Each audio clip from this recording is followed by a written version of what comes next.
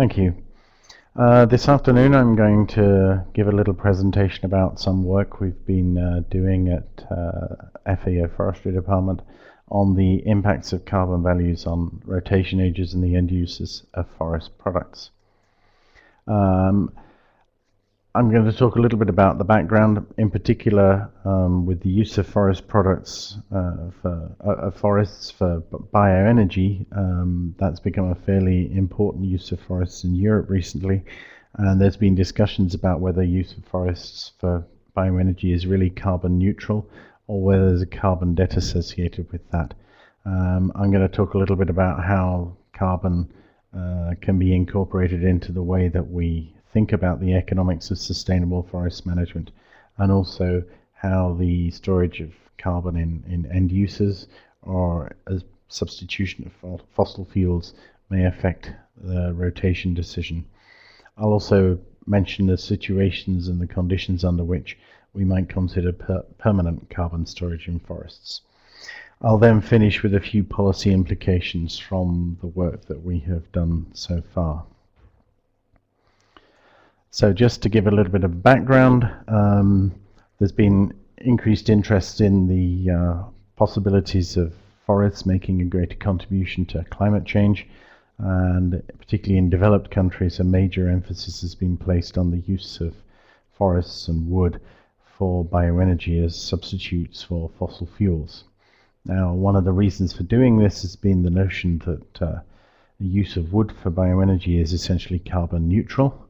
But I think this is largely an artifact of the current accounting system, whereby when forests are harvested, it's assumed that the carbon is released to the atmosphere. So to avoid double counting it in carbon accounting, any emissions from the burning of wood is not counted a second time. This has been taken by the foresters and promoted as this idea that somehow forests are carbon neutral and that the emissions releases from forests are replaced by the growth in the growing stock, which is certainly true, but it's not instantaneous.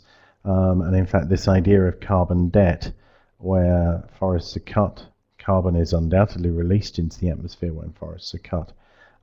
It then does take a number of years for that carbon to be put back into the growing stock, and this idea that there's instantaneous replacement by other trees growing in the forest, while it may be true, it's not a valid way of making decisions about how forests are managed for carbon benefits.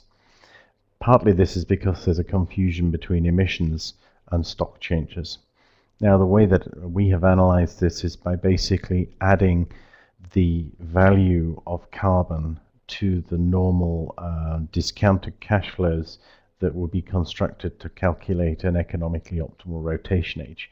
Basically, as trees grow, they absorb carbon, and so if it's valued at a certain amount, every year there's some more growth, some carbon is accumulated in the forest, and that is, if you like, a benefit or an income to the forest from the accumulation of carbon.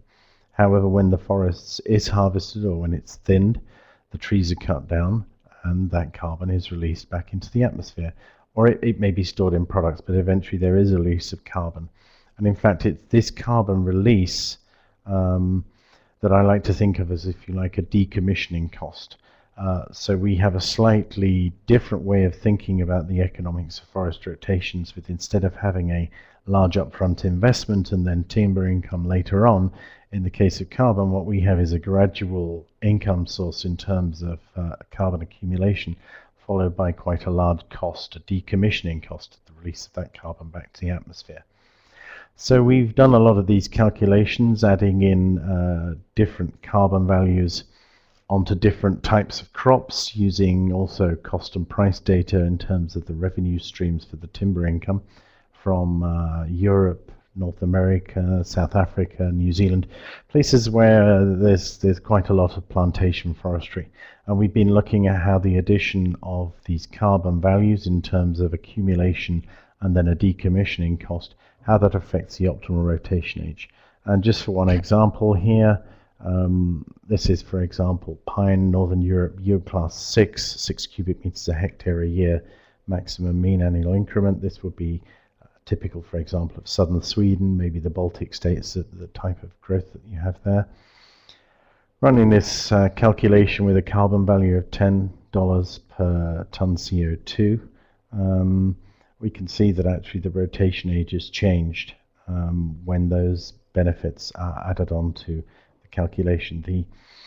Each of these bars represents the total discounted cash flow, discounted revenue, sorry, it's just revenue, the discounted revenue of the timber income and the net carbon benefit in terms of the temporary storage and then release of carbon at a number of different rotation ages.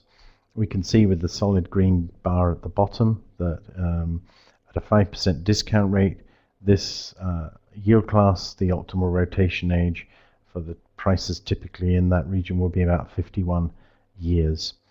The light green bar on top of this is residue income. We've assumed in this model that half of the forest harvesting residues could be harvested for bioenergy and sold at a value of essentially half of the small rounded value to take into account the additional harvesting costs and the lower quality of the product. If we look at that income stream, actually that income stream, the value of that income stream discounted is maximized at 44 years old. So adding the two together, we would see that the rotation age would be, with the two added together, would be a little bit lower. Then the grey bars on the top show what adding the carbon values into this calculation suggests. The biggest part by far is the accumulation of the carbon in the forests, and in fact that continues to accumulate as the rotation age is extended, not so much by the accumulation of carbon in the trees, but by the delaying of that decommissioning cost, the release of the carbon. Then there's a small value in terms of locked up carbon in harvested wood products, and then assuming that some of the small roundwood is used for bioenergy, there's a benefit in terms of substituting for fossil fuels. What we can see in total is that basically the economically optimal rotation age from timber income changes from 51 to 56 if those carbon values are added on. What we have on the next slide is just some general examples of the results run over many different countries and yield classes and cost and price assumptions. You can see it doesn't, discount rate doesn't affect this greatly, but in terms of the yield class, fast growing trees, basically for every $5 of value placed on CO2 emissions, you would end up generally extending rotation ages by about 2 to 2.5 years, whereas for much slower growing crops, you would extend rotation ages by 3 to 4 years. If you have an extremely high value crop, for example, teak in India, we had some planting models and some price data. In fact, adding carbon and the value of carbon storage onto that rotation, it does very little to change the optimal rotation age because the value of the crop is much higher than the value of the carbon storage.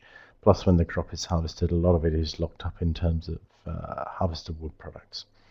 Where it does have a big impact is on the very low value crops. So for example, if we're cutting a lot of wood for bioenergy at an extremely low price, say $10 a cubic meter, we should actually be extending rotation ages by quite a lot. In fast growing crops, because the value of the timber is so low, we'd be extending it for one year for every $1 per ton of carbon value. So if carbon value is assumed to be, say, $10 a ton, we should extend rotation ages by 10 years. If it's a slow-growing crop, we'd extend it by 2 years, so we'd extend it by 20 years. And in fact, this is the interesting thing, because it was a situation just like this, where this notion of the carbon debt and the idea of permanent storage and no harvesting was first analyzed. And it's certainly true that under those conditions, no harvesting is probably justified where the crop value is so much lower than the carbon value, but that's only a very specific and limited number of situations. Okay, some quick policy implications. As I've said, rotation ages should be extended in the forests that are managed for commercial production, where rotation age is set to some notion of maximizing economic value. If we're going to be extending rotation ages, probably the best place to do this and the focus should be on the areas where the value of the wood produced is relatively low. It's the value part of the equation that is much more important than the yield, although yield does also affect the number of years by which rotation ages should be extended. The carbon debt is a valid concept. This notion of carbon neutrality, as is sometimes portrayed by foresters, is not really true. When you cut wood and you burn it, you emit carbon. It's undoubtable that happens. But the conclusion, to draw the conclusion that no harvesting is the best strategy and permanent storage is the best strategy, is only optimal under very restrictive assumptions.